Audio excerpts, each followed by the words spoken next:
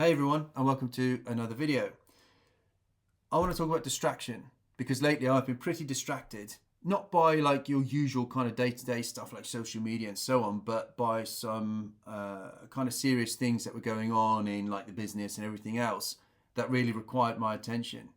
And for me, there's obviously we've got stewardship. We get placed in charge of, if you've got kids and you've got kids, you have a job, you've got yourself, you've got, life. We have got things we are responsible for. And sometimes situations will arise from these things that really requires attention, that really requires us to dig in a bit to try and, and it needs extra effort in order to kind of deal with whatever it was. And for me, it was a situation that's happening in the business and it's not resolved yet, but basically it got me so distracted that it pulled me away from doing this, spreading the word, spreading, messages of things that I've learned and things that's really helped me to try and reach people out there who are stuck, and that is more important than anything else, really. And it just reminded me that the enemy is very clever because he can't he can't take us out of the palm of the Lord's hands. That's the Bible says that.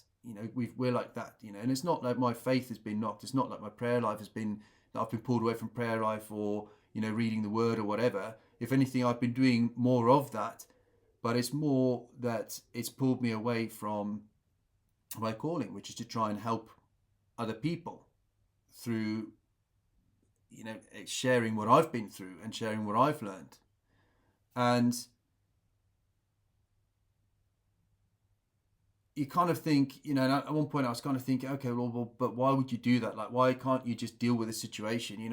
I've done what I can, and then obviously started doing more, started taking things into my own hands and strength and that kind of stuff, and it's all become a bit too much. Why did these things happen? Like, why can't you just finish it?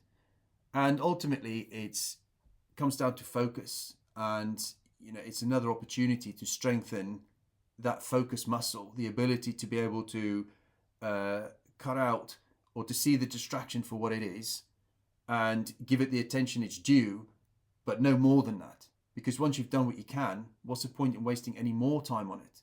Because all you're doing is you're just basically fighting against the wind. You're not going to change the situation. And it just reminded me of that story in the Bible where Jesus and the disciples went to Martha and Mary's house, and Martha was frantically going around trying to get food ready and prepare everything and so on. And she just got to the point where she turned to Jesus and said, "Look, can you not speak to Mary because she's leaving me to do this on my own? I need help."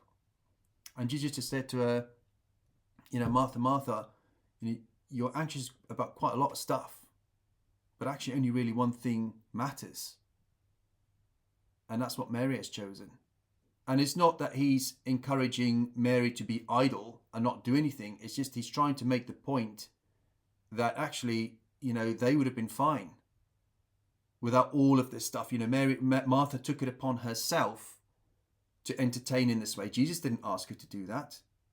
And although he would appreciate that, he didn't ask her to do that. So she's doing more than what she was asked to do, or more than what she had to steward, for example. And that's basically the lesson there. And it's the same thing for me. I was taking on more than what I was able to do, and then ended up getting myself so distracted that it took me away from what I was called to do.